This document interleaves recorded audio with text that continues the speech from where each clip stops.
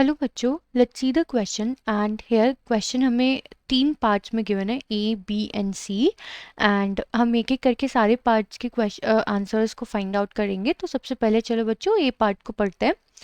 A part says an anion is formed when one hydrogen atom is replaced from one molecule of sulfuric acid। मतलब जो अनायन यहाँ पे form हो रहा है वो फॉर्म हो रहा है one molecule of sulphuric acid में से जब हम एक हाइड्रोजन का एटम रिमूव कर देते हैं। This cation is present in a salt containing a bivalent metal M। और बच्चों ये जो कीटाइन और एनायन यहाँ पे फॉर्म हो रहे हैं, हम इन दोनों को कंबाइन करके एक सॉल्ट फॉर्म करते हैं जिसमें कि जो मेटल है वो बाईवेलेंट है, यानी कि मेटल का जो वैलेंसी है वो +2 है। Calculate the number of oxygen atoms present in one molecule of the salt. हमें यहाँ पे number of oxygen atoms calculate करके बताने हैं इन one molecule of the salt में। तो चलिए बच्चों पहले ये हम ए पार्ट को यहाँ पे सॉल्व कर लेते हैं। तो let's see the key concept for this A part. So basically बच्चों पहले तो हमें सॉल्ट फाइंड आउट करना है यहाँ पे। तो सॉल्ट के लिए हमें पता होना चाहिए कि नेगेटिव और पॉजिटिव रेडिकल कौन से हैं। नेगेटिव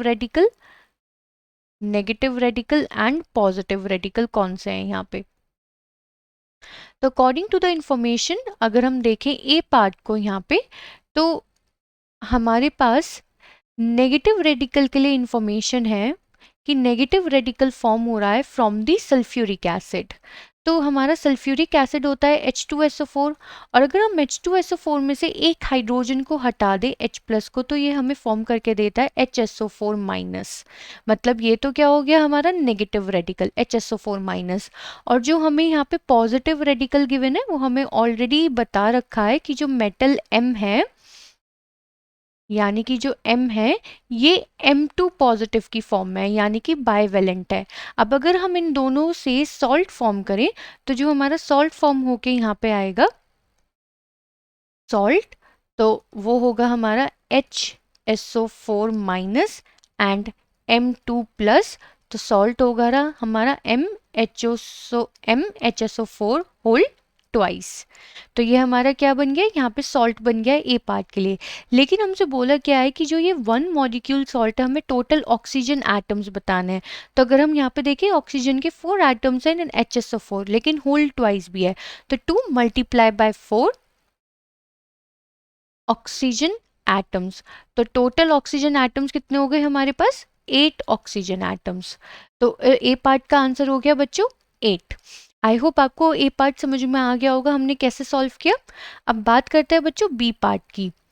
तो बी पार्ट में हमें स्टेटमेंट गिवन है या फिर हमें क्वेश्चन गिवन है, the valencies of a metal ion A in 2 different oxide X and Y. मतलब एक्स एंड वाई हमारी 2 डिफरेंट ऑक्साइड है जिसमें मेटल आयन ए की जो वैलेंसीज है वो रिस्पेक्टिवली 2 एंड 3 है।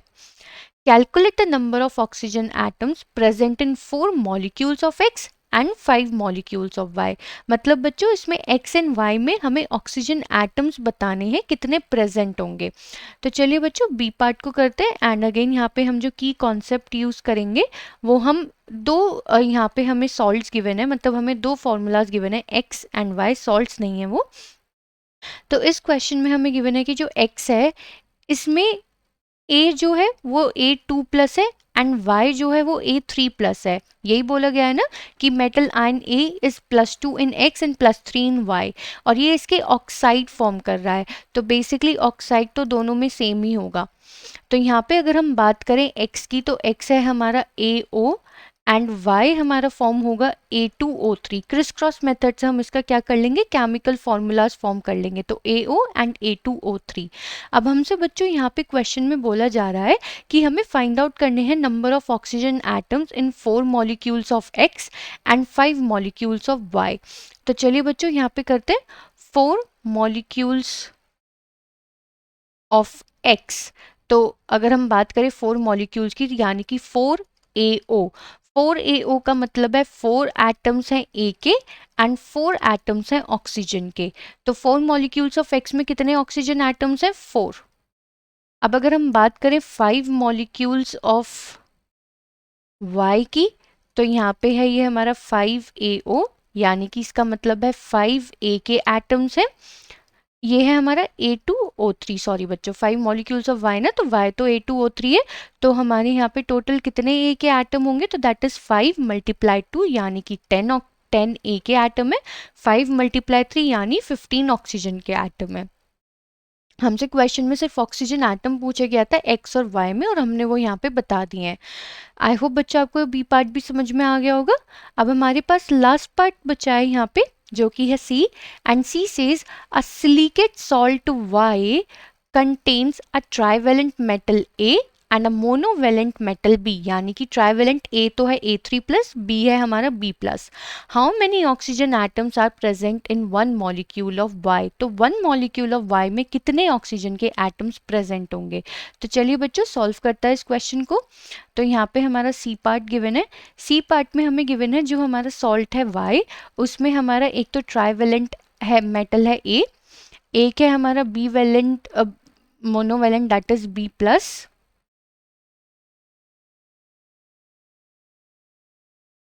B प्लस, और साथ में बच्चों हमें यहाँ पे गिवन है सिलिकेट। ऑक्सीजन एटम कितने कंबाइन करेंगे, सिलिकेट आयन, तो सिलिकेट आयन तो हमारा होता है SiO2। तो बेसिकली बच्चों अगर हम यहाँ पे देखें A के साथ A3 plus and B plus with oxygen, A3 plus and B plus with oxygen, तो यहाँ पे अगर हम केमिकल फॉर्मूलाज फॉर्म करेंगे A3 plus and O2 minus, तो ये होगा हमारा A2O3, एंड अगर हम B plus and O2 minus के साथ करेंगे तो ये होगा हमारा B2O। तो यहाँ पे जो हमें फॉर्मूला बन के मिलेगा इनकम्प्लीटली Y का, तो वो हमें मिलेगा A2 B2 and O is 3 + 1 4 dot SiO2। और हमसे बच्चों इस Y सॉल्ट में पूछे गए हैं नंबर ऑफ ऑक्सीजन एटम्स, तो हमें यहाँ पे क्लियरली दिख रहा है 4 ऑक्सीजन एटम्स यहाँ पे हैं, 2 ऑक्सीजन एटम्स यहाँ पे हैं, सो इन टोटल कितने ऑक्सीजन एटम है, 6 ऑक्सीजन एटम्स।